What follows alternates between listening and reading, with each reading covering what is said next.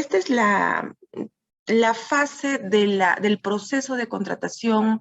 Para mí, a mi entender, yo les había indicado que el más importante dentro del proceso de contratación son los actos preparatorios, porque ahí se elabora el requerimiento y un buen requerimiento pues hace que tengas un buen procedimiento de selección, una buena ejecución de contrato en el mejor de los casos, ¿no?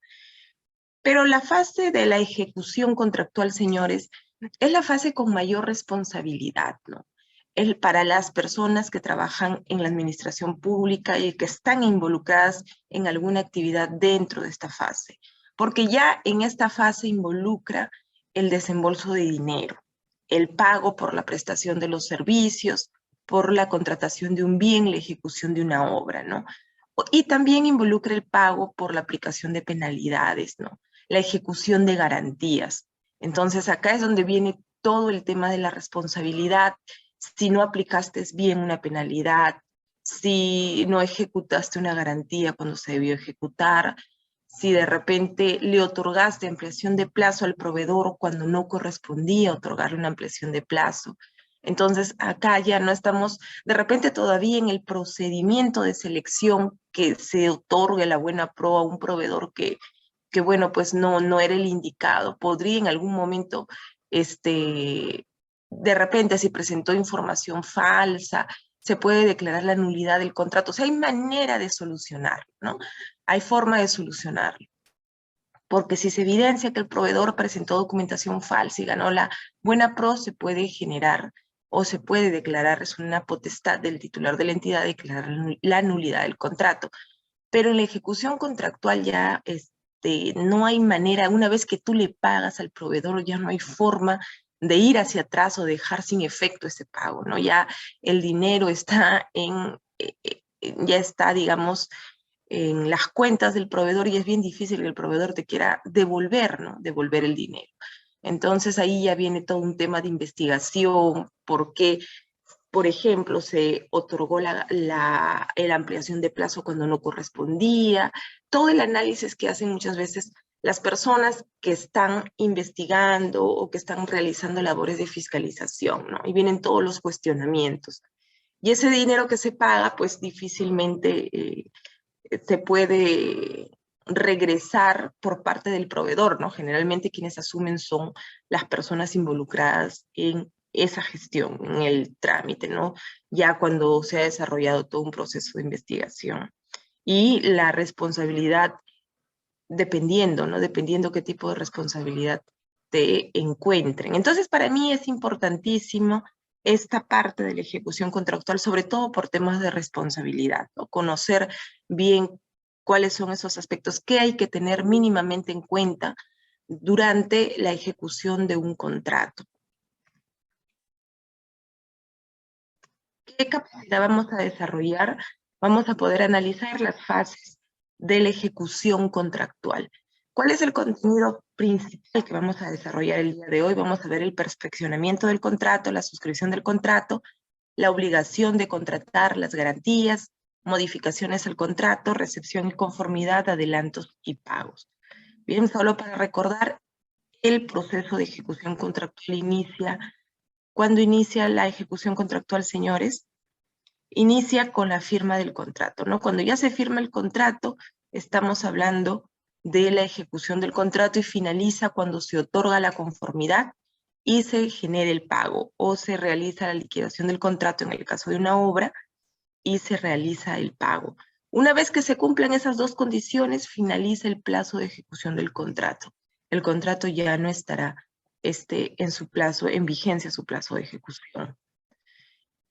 ¿Qué viene a ser la ejecución contractual, señores? Es la fase de la contratación pública en la cual las partes cumplen las prestaciones a las que se han comprometido. Eso es lo ideal, ¿no? El contratista ejecuta la obra, suministra el bien o presta el servicio y por su parte la entidad cumple con efectuar el pago. Esta es una definición de lo que debería ser o de lo que es, pero realmente no ocurre de esa forma, ¿no? Durante la ejecución contractual ocurren muchas situaciones. Digamos que esta es una situación perfecta, ¿no? En la cual verdaderamente el contratista ejecuta la obra, suministra el bien, presta el servicio, al menos en obra, bueno, Paola sabrá que en obras ocurren mil cosas y las personas que ejecutan obras, hay tantas situaciones que ocurren durante la ejecución de una obra que es bien difícil que se cumpla, ¿no?, con el plazo previsto para la ejecución de la obra, ¿no? Casi siempre tiene que haber adicionales, reducciones, modificaciones al contrato, ampliaciones de plazo, de repente por ahí una resolución de contrato, después se concilia, se vuelve a activar el contrato. Entonces hay muchas circunstancias que generan que hayan cambios en ese contrato. Pero bueno, la definición es esta, es lo que es la ejecución de contrato, pero siempre existen variaciones durante este plazo, durante esta etapa, mejor dicho, esta fase del proceso de contratación. Ahora, nosotros tenemos que tener claras las definiciones de los contratos, inclusive para poder aplicar las diferentes figuras normativas que están definidas en la Ley de Contrataciones del Estado y en el reglamento, ¿no? Siempre se habla del contrato, se habla del contrato original, del contrato vigente, pero hay diferencias en estos términos, ¿no? El contrato, bueno, de acuerdo a la definición jurídica, el contrato es un acuerdo al que arriban la entidad y el contratista. Esto es una definición en contratación pública, ¿no?, para poder crear, regular, modificar o extinguir una relación jurídica dentro de los alcances de la Ley de Contrataciones del Estado y su reglamento. Esto es una definición general de lo que es el contrato. Pero nosotros, cuando otorgamos la buena pro en un procedimiento de selección, pasa el plazo del consentimiento o se queda administrativamente firme la buena pro o se consintió la buena pro, vamos a tener que suscribir un contrato con el proveedor adjudicado con la buena pro. Entonces, ese viene a ser el contrato original. Es el contrato suscrito como consecuencia del otorgamiento de la buena pro en las condiciones establecidas en las bases y en la oferta ganadora, ¿correcto? O sea, una vez que queda la buena pro administrativamente firme o consentida, lo que viene a continuación es la suscripción del contrato. Ese primer documento viene a ser el contrato original. Y ese contrato original, ¿qué es lo que tiene? Las condiciones que se han establecido en las bases, de repente cuál ha sido el plazo de entrega, dónde tiene que ser la entrega, qué es lo que se tiene que entregar, ¿no? Y en la oferta ganadora, ¿no? La oferta ganadora te indicará cuál es el precio, o de repente te mejora el plazo de entrega. Entonces, es el contenido del contrato va a tener las condiciones que están dentro de las bases del procedimiento de selección del que derive el contrato y la oferta ganadora. Ese es el contrato original, el primer documento que sale tal cual una vez que la buena pro es administrativamente firme o ha sido consentida. ¿Sí entienden la diferencia de la buena pro administrativamente firme, señores, y la buena pro consentida? No, pues, no.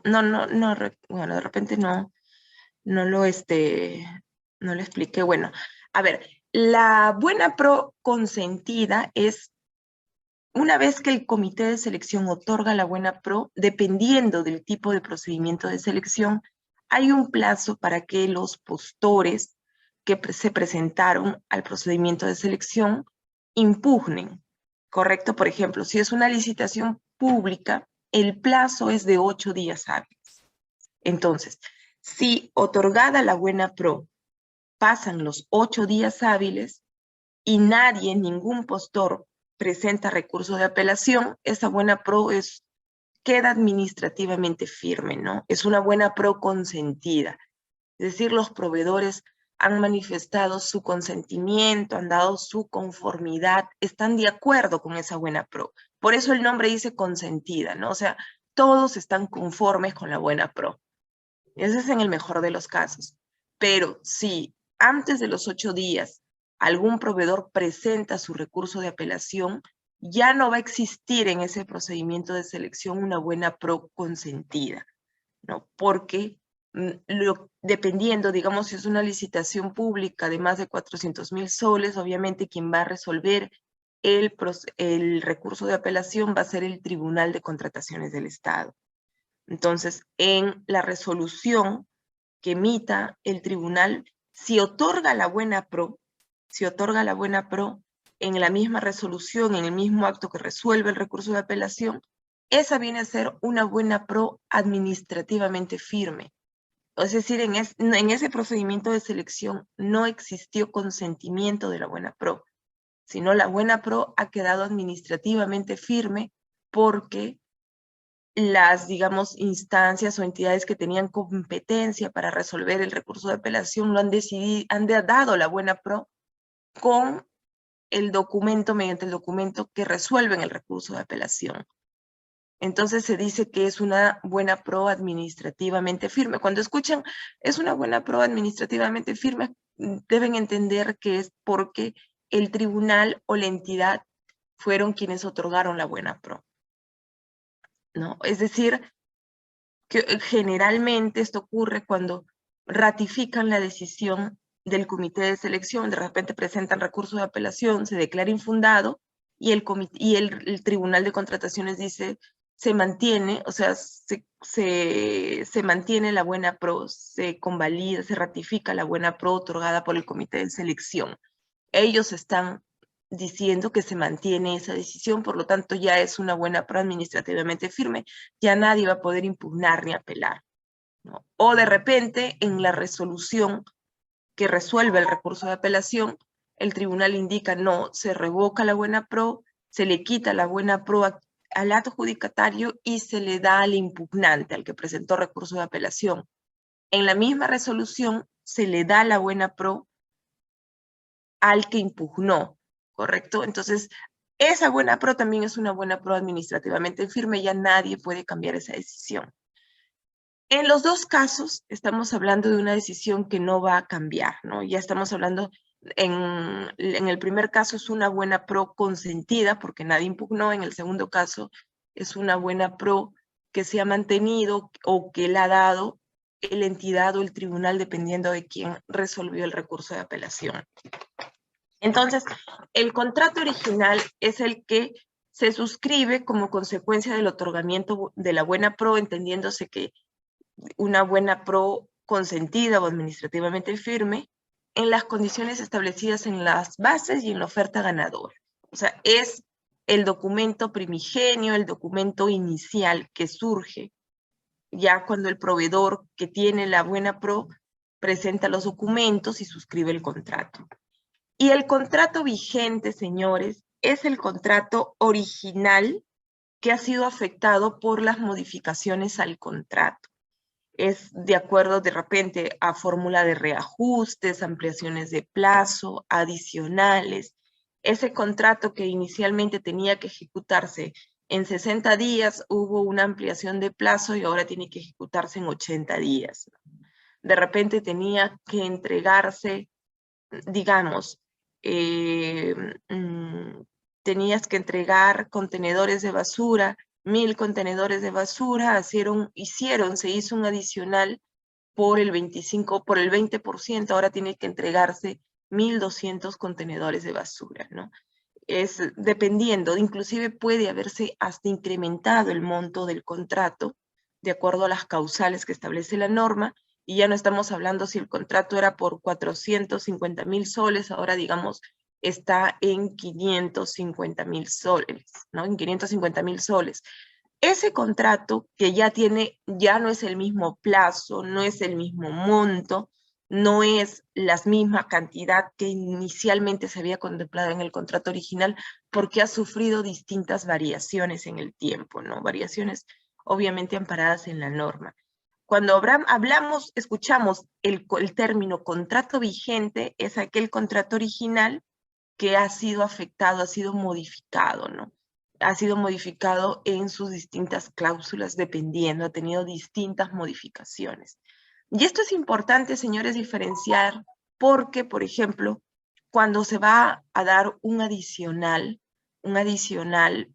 siempre te dicen el 25%, por ejemplo, del contrato original, ¿no?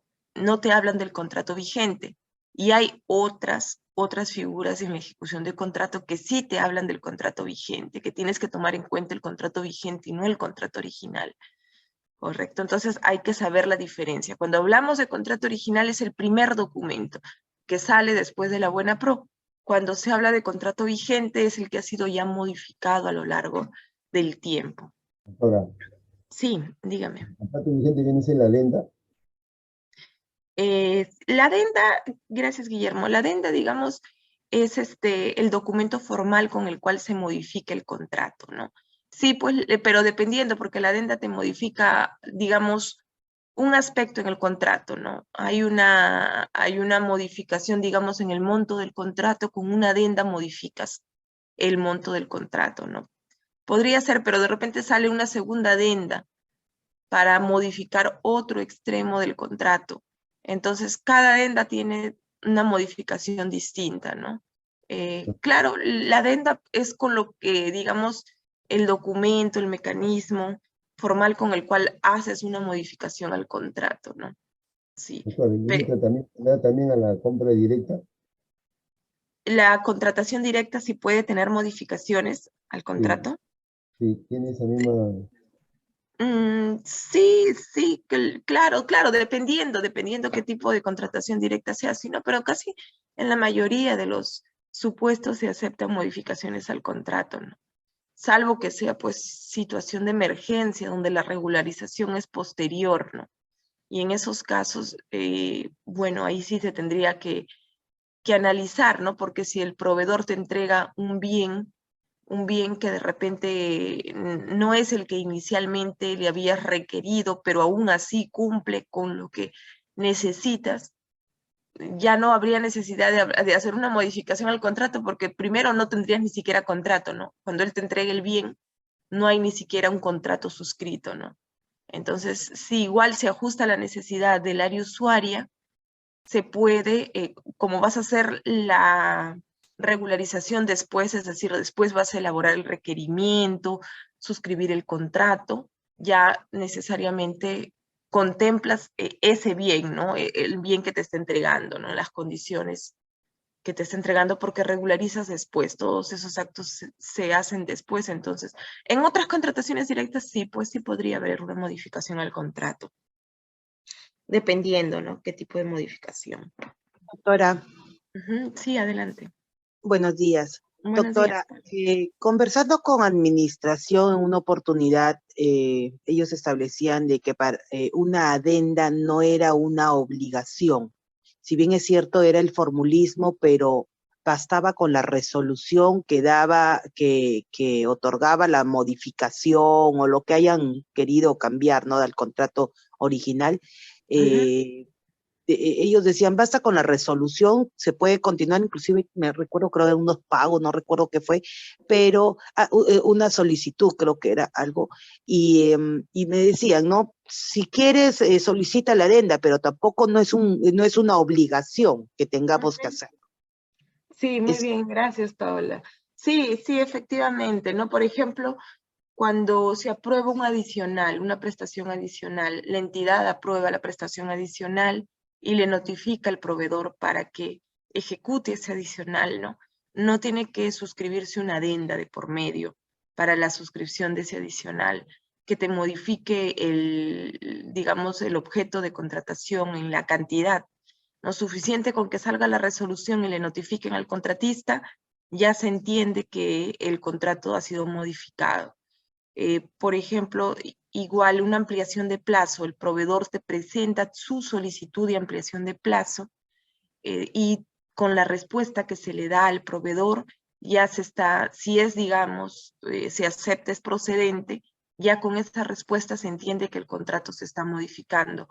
Hay entidades, dependiendo, hay entidades que sí son bien formalistas, que inclusive hasta con con un adicional necesitan o te piden la suscripción de una adenda, y en esos casos no, eso ya depende de cada entidad. Yo también he estado en entidades donde no se hacían resoluciones, al menos por adendas, perdón, por adicionales, ampliaciones de plazo. Solamente la norma sí te exige afirmar una adenda por modificaciones distintas a la ampliación de plazo, a las reducciones y a los adicionales. Es decir, por ejemplo, quieres incrementar el monto del contrato, de repente quieres cambiar el correo que se había señalado en el contrato donde se tenían que hacer las notificaciones, quieres cambiar el domicilio legal, quieres cambiar al representante legal que había suscrito el contrato. Esos temas administrativos sí la norma expresamente te establece y te dice ahí, a ver, bien mostrarles, a ver un momento.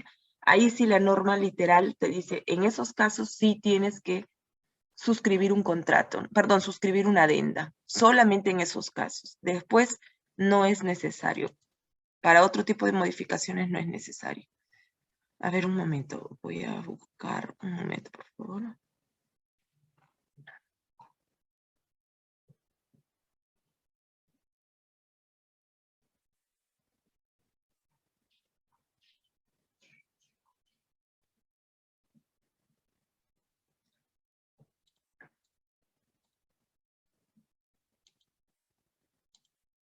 Miren, si podemos ver el artículo 160, ustedes también lo pueden ver en su norma, dice modificaciones al contrato.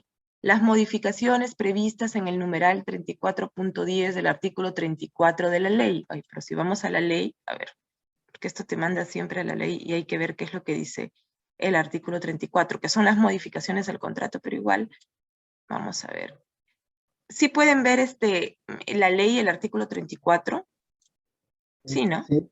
Sí, Ya. 34, habla del 34.10 Sí, y el 34.10 dice, cuando no resulten aplicables los adicionales, reducciones y ampliaciones, las partes pueden acordar otras modificaciones al contrato, siempre que las mismas deriven de hechos sobrevinientes a la presentación de ofertas que no sean imputables a alguna de las partes que permitan alcanzar su finalidad de manera oportuna, eficiente y que no cambien los elementos determinantes del objeto de contratación, ¿no?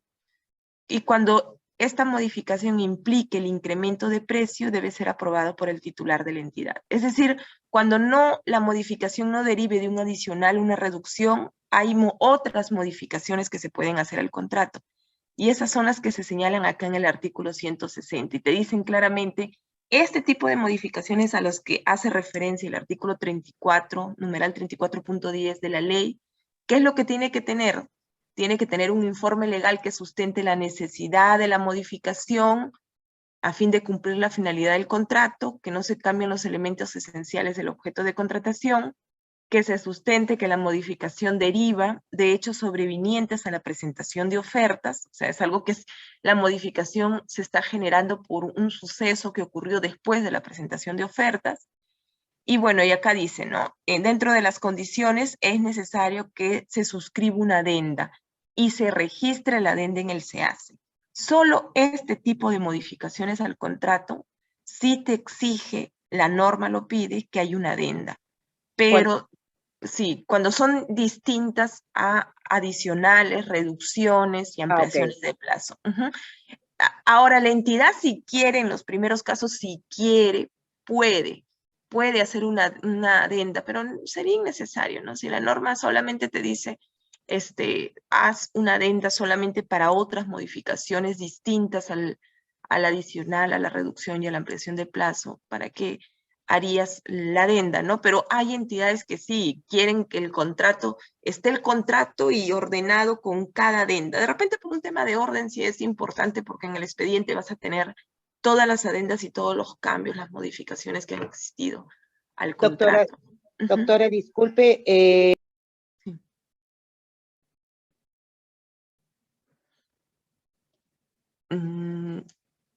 A ver, no le escucho a Paola. No sé si solo yo no le escucho. ¿Hola? Sí, ahora sí. Ya. Sí, Paola. Sí, Dígame. una consulta y haciendo un paréntesis rapidito, a su criterio y su experiencia, ¿cuáles son los que usted considera elementos esenciales del contrato? Ay, esa consulta es bien, que a mí también se me hace a veces complicado. ¿Cuáles son los Sí. elementos esenciales? Porque Lo que ninguno pasa es que algunos, administración considera uno, los abogados consideran otro, por eso le quería hacer una pregunta, pero no hay problema, doctora, en todo caso, de pronto en la tarde nos podría Sí. abundar No, sobre sí, eso. Sí, le absolvo la duda. De verdad que esa es una Ok, pregunta que bien compleja porque nadie sabe realmente qué son los elementos esenciales del así es. contrato, ¿no? Porque no hay ninguna opinión que haya y Hay finalmente muchas, más bien hay muchas opiniones sobre ello. cada una te dice algo distinto, pero no te dice específicamente qué son los elementos esenciales, ¿no? Porque el contrato tú puedes cambiarle. Yo antes pensaba que era, digamos, la cantidad, pero después tú puedes cambiar la cantidad, puedes cambiar el plazo, puedes cambiar el monto. Al final ese contrato, ¿cuál es el elemento esencial? La verdad que ahí la norma, porque yo he hecho modificaciones al contrato y he cambiado montos, he cambiado cantidad, o sea, he cambiado tantos aspectos del contrato que realmente ese contrato no, y siempre me he preguntado cuáles son los elementos esenciales que no se deben cambiar si una modificación finalmente te acepta todo, ¿no? Hasta inclusive hay una sesión de derechos, ¿no? De que puede darte inclusive sesión de posición contractual, puedes cambiar hasta a la otra parte del Así contrato. es. Entonces, ¿qué es lo que no podrías cambiar, no? No sé, de repente, eh, qué sé yo, la misma naturaleza de la prestación, ¿no? De repente, si les hice el ejemplo de que son contenedores de basura, que siga siendo contenedores de basura, ¿no? No que le incrementes algo distinto, pero hasta con un adicional puedes incrementar algo distinto. Entonces, Podría considerar también el modo, la modalidad, o digamos, por ejemplo, fue una licitación pública y ahora es una adjudicación directa o algo así, también podría ser. sí, pero eso es antes, ¿no? Ya con el Pues, contrato, el procedimiento ya se desarrolló. Entonces, ¿qué claro, podrías? Sí, porque la norma dice claramente, mientras no cambies los elementos esenciales, ¿no?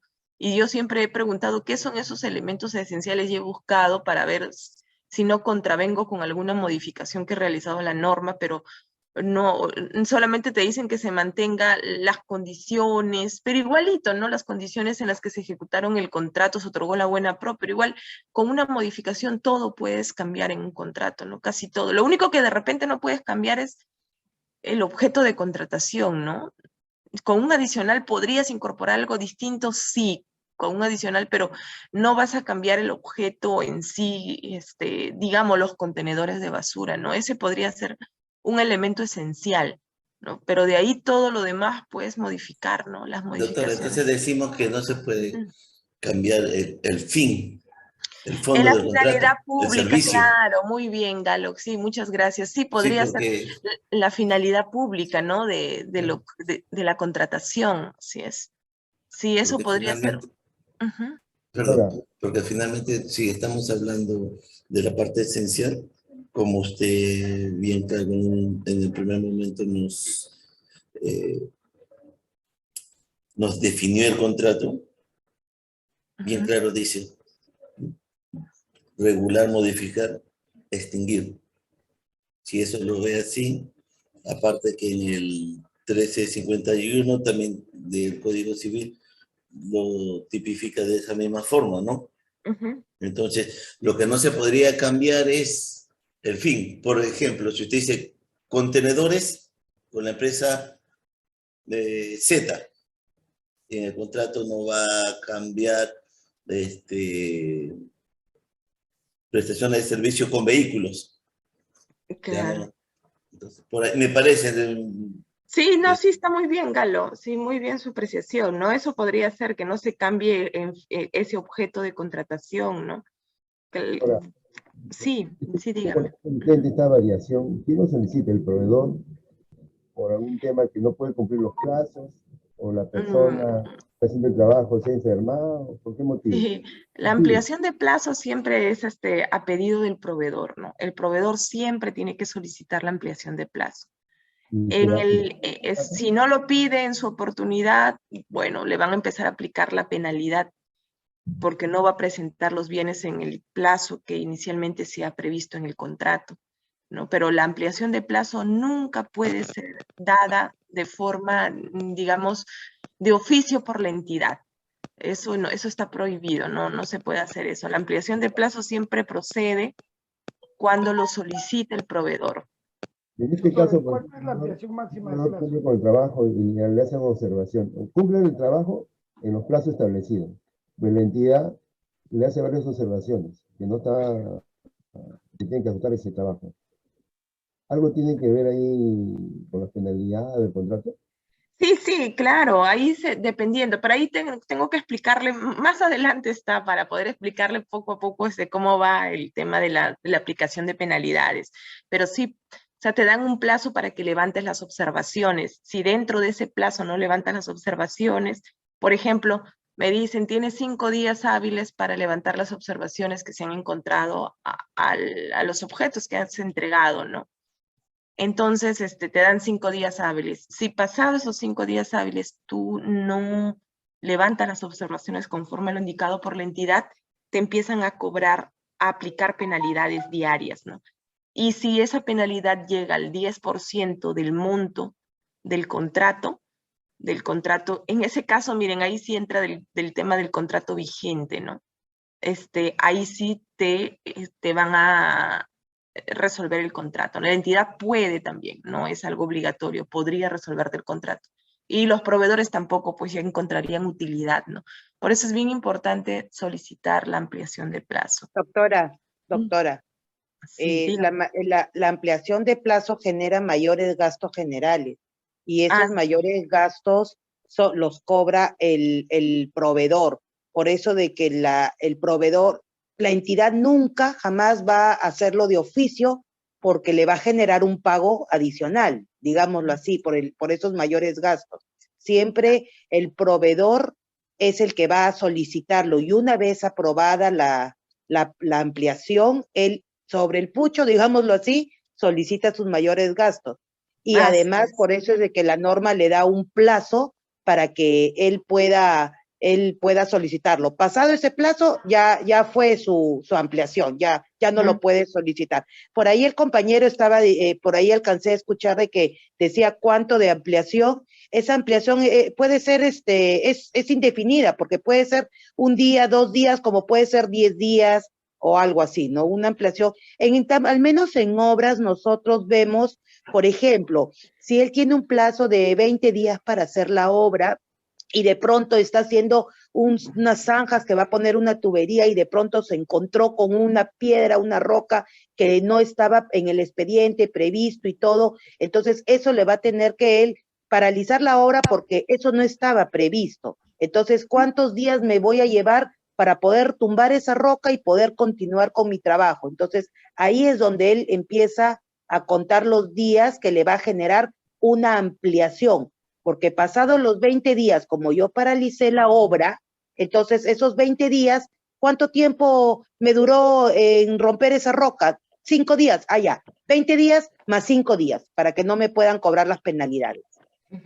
Sí, así es, muy bien, Paola. Doctora, sí, dígame. y en el caso de que no cumple, ¿no? Y desea una segunda ampliación, se podría tomar como una cuestión de que no ha cumplido la primera, un incumplimiento de contrato. A ver, ¿En qué casos, por decirlo así, en qué casos o qué presupuestos se debe asignar para darlo como un incumplimiento de contrato? No sé si me dejo entender. Sí. ¿Cuándo es un incumplimiento? Dependiendo, o sea, si a ti te notifican observaciones y tienes que levantar las observaciones y no cumples con el levantamiento de las observaciones, ahí ya se puede activar el procedimiento para resolver el contrato si la entidad así lo desea, ¿no?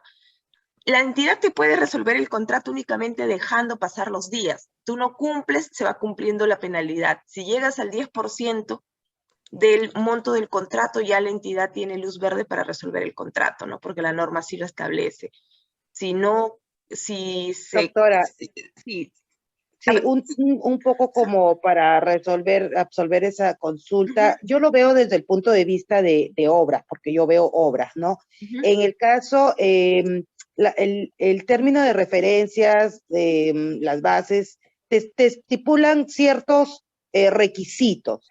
¿no? Antes de, inclusive cuando a la firma del contrato te dicen de que uno tiene que presentar el documento tal, o de repente el calendario, o de repente la relación de tu personal clave, qué sé yo, y tienes un plazo tal.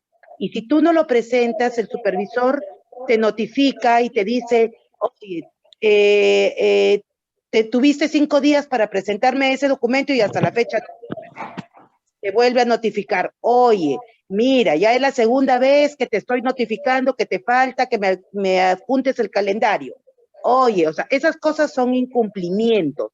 Ahí, eso cuando ya uno reiterativamente y es incumple con algo, el supervisor siempre está constantemente notificando y avisándole a la entidad que él está incumpliendo sobre ciertos requisitos que debió presentar o debió hacer.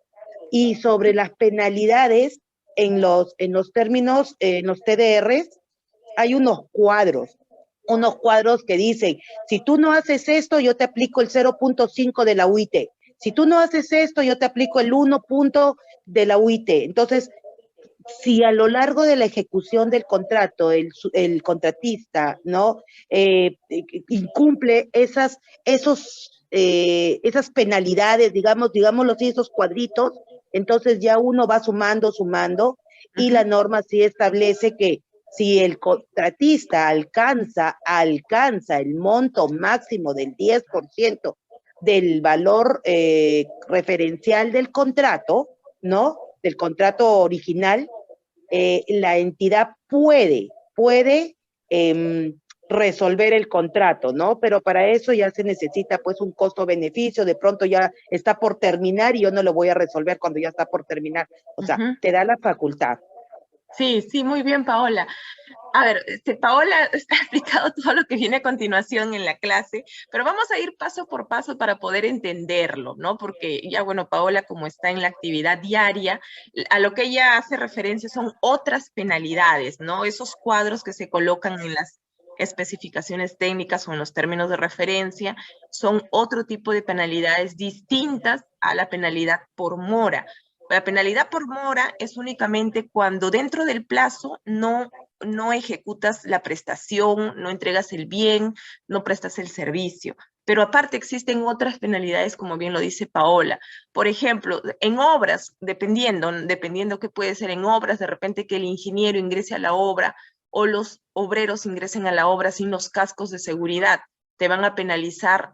Y en esos cuadros tiene que señalarse por qué te van a penalizar y cómo se va a advertir esa falta, ¿no? Entonces hay así distintas, otro tipo de penalidades. Igual, en otras penalidades, si llegas al 10%, te pueden resolver el contrato.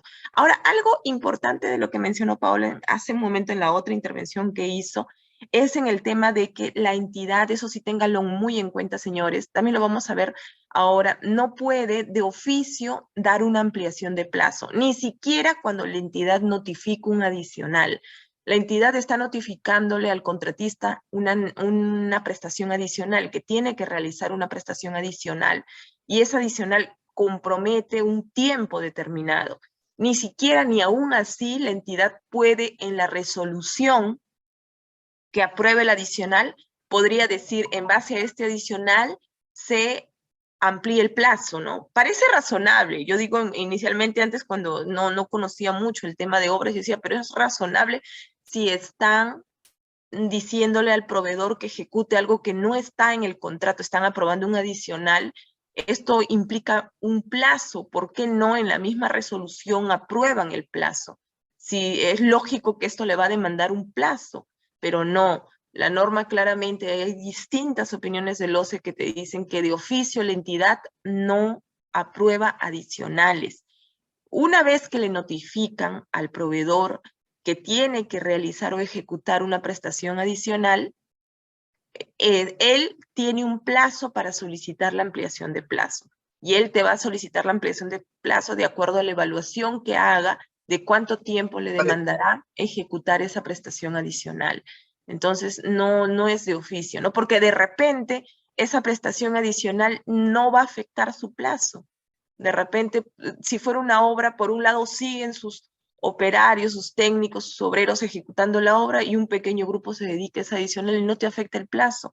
Entonces, la entidad de oficio no, de ninguna manera, aprueba ampliaciones de plazo con adicionales. Así le notifique el adicional, es responsabilidad del proveedor, una vez que le notifican, solicitar el adicional dentro del plazo que corresponde, ¿no? Pero sí, está bien todas las consultas que me han hecho, pero mejor vamos avanzando porque lo vamos a ver a lo largo de cada una de las diapositivas, porque ustedes me consultan, pero todavía no hemos desarrollado esos puntos, ¿no? Entonces vamos a ir desarrollando los puntos para que puedan comprender mejor. Y sobre ello ya vamos absorbiendo algunas consultas que salen sobre lo que vamos desarrollando. Pero, ¿cuáles son las obligaciones de contratar? Luego de concentrar la buena pro o de que ésta haya quedado administrativamente firme, la entidad y él o los postores ganadores están obligados a contratar. Pero hay negativas, ¿no? Pueden haber negativas por parte de la entidad o también puede haber por un incumplimiento del postor. La negativa por la entidad que se entiende que es justificado, las únicas posibilidades que tiene la entidad para decir no voy a firmar contrato es cuando existe un recorte presupuestal del objeto materia del procedimiento, ¿no? Es decir, si le recortan el presupuesto, bueno, pues no puede contratar, hay una negativa por parte de la entidad. O sale una norma expresa, justo van a suscribir contrato y sale una norma expresa que te dice que no puedes contratar ese tipo de bien o ese tipo de servicio, o una disposición normativa que hay que acatarla, ¿no? Entonces ya no puedes suscribir contrato con ese proveedor. O de repente desaparece la necesidad debidamente acreditada, ¿no? Con lo que siempre ocurre con las donaciones que llegan, ¿no? O alguna situación de fuerza mayor, caso fortuito, que hace que no pueda suscribir contrato porque desapareció la necesidad. En esos casos, la entidad, digamos que puede, no está obligada en contratar, ¿no? Pero la imposibilita a convocar el mismo objeto durante el ejercicio presupuestal. O sea, ya entidad, perfecto, no vas a contratar con el proveedor que ha ganado la buena pro, pero no vas a poder contratar nada de eso durante todo el año, salvo que haya sido por falta de presupuesto, ¿no? Si la razón ha sido por falta de presupuesto, bueno, cuando ya tengas presupuesto, tendrás que volver a convocar tu procedimiento de selección. Es solamente en esos casos. De ahí siempre la entidad tiene que contratar, está obligada de contratar. Y eso es bajo responsabilidad por parte de la entidad.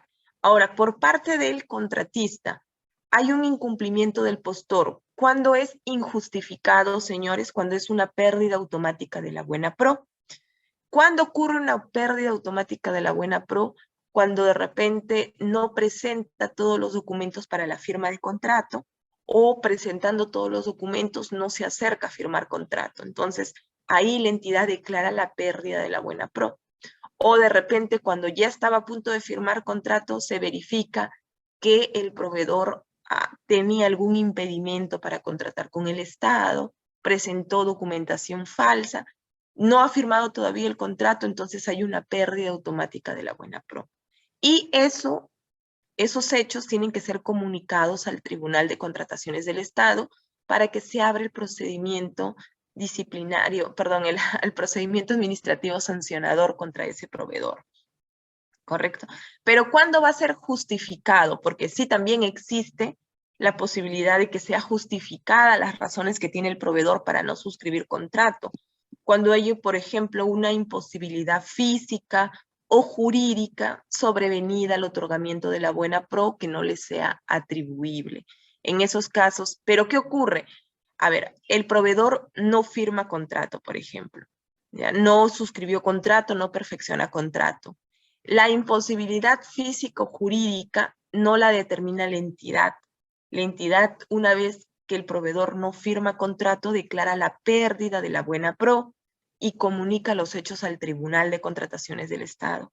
El Tribunal de Contrataciones del Estado no solamente resuelve recursos de apelación, sino también tiene la potestad sancionadora, ¿no? Y hay una infracción, que es el no suscribir contrato cuando correspondía. Entonces, el tribunal tendría que evaluar los hechos, qué es lo que dice el proveedor, qué dice la entidad, y si configura como una imposibilidad físico-jurídica. Solo ellos determinan si es justificada las razones y ya no le aplican sanción. La entidad no puede determinar eso, eso es una facultad del tribunal. Miren, un caso les comento que vi, me acuerdo, en el Tribunal de Contrataciones, la entidad había denunciado, un hospital había denunciado a un proveedor porque no había dentro del plazo correspondiente firmado el contrato y había ganado un procedimiento, un ítem de un procedimiento de selección para suministrar un tipo de medicina. Eran unas pastillas, no recuerdo el nombre. Entonces, el proveedor se presenta a la audiencia en el procedimiento sancionador pero antes de eso, en sus escritos, él hace sus descargos e indica que él gana la buena pro, estaba gestionando sus papeles y le llega una notificación de Indecopi, ¿no? Indecopi le estaba notificando y señalando que como él era distribuidor autorizado de un laboratorio, ese laboratorio tenía una demanda con otro laboratorio por la patente de esa medicina. Entonces, Indecopi, mientras resolvía a qué laboratorio le daba la patente, había mandado una medida cautelar en la cual ninguno de los distribuidores autorizados, comercializadores, podían distribuir, comercializar ese tipo de medicina. Entonces el proveedor nos manda la resolución de Indecopi y efectivamente, ¿no? Los plazos vemos cuando le notifican al proveedor y era después que le gana la buena pro antes de la firma de contrato, ¿no? Le notifican a él y él nos señalaba, ¿cómo voy a firmar contrato con la entidad si tengo una orden de Indecopi de que no firme de que no haga ningún tipo de actividad comercial? Si yo firmo contrato, Indecopi a mí me va a sancionar y sus multas son bien fuertes de Indecopi, ¿no? Y de repente no consiga ya el laboratorio, no me va a querer vender las pastillas, el medicamento, y yo voy a tener también una sanción con la entidad porque no voy a entregar los bienes en el plazo. Entonces voy a ganarme una sanción con Indecopi y otra sanción con el tribunal. Entonces, y por eso yo comuniqué a la entidad y le mandé mi resolución que no podía suscribir contrato. Y me acuerdo, para resolver ese procedimiento sancionador, se notificó a Indecopi para que nos informen si era verdad, porque a veces los proveedores te inventaban cada cosa y hasta te falsificaban documentos, ¿no? Y le mandamos la resolución, Indecopi nos confirmó que sí, que efectivamente, que la patente de esa medicina estaba en litigio y que mientras no se resuelva, nadie podía ni comercializar, ni distribuir nada que tenga que ver con ese medicamento. Entonces me acuerdo que en esa resolución no se sancionó, se declaró no al lugar a la imposición de sanción contra ese proveedor y se declaró que existía una imposibilidad jurídica sobrevenida al otorgamiento de la buena pro, ¿no? En esos casos. Y me acuerdo de una imposibilidad física también, fue de un proveedor que había tenido un accidente y que inclusive la audiencia llegó con todas sus vendas en la cabeza. El proveedor justo se estaba trasladando para firmar contrato y su carro se volcó y le han tenido que operar, le operaron la cabeza y salía de su operación, tenía días de operación, ¿no? Y acreditó válidamente, pues, que efectivamente los hechos habían ocurrido, hasta adjuntó los recortes periodísticos y la operación, todos los documentos que acreditaban que había sido operado de la cabeza por un traumatismo. Entonces, ahí también teníamos una imposibilidad física. Son las únicas razones por las cuales el tribunal, eso lo vamos a ver en procedimiento sancionador hoy en la tarde, no te puede sancionar, ¿no? Pero por lo general el tribunal siempre, desde la época que yo trabajé ahí, siempre ha sancionado a los proveedores cuando no cumplen con su obligación de suscribir el contrato. No solamente por estas razones muy, muy excepcionales y justificadas, no te sancionan y declaran que existió esta imposibilidad físico-jurídica. Sí, dígame, Paula. Para comentarle, señaló usted también por el tema de la documentación falsa. Tuvimos nosotros un caso, rapidito le comento, tuvimos un caso de, ya habían firmado el contrato, ya era por 45 días, ya estaban casi al día 30, algo así, ya estaban avanzando la obra y de administración por el tema del control posterior, solicitó información de la documentación sobre la experiencia del contratista y contestaron de que el documento que él había presentado, que él nunca había trabajado con ellos en cuanto a la experiencia. Entonces nos notificaron y nada, la entidad pues tenía la facultad de si resolvía o no resolvía y lo pasaron al área usuaria.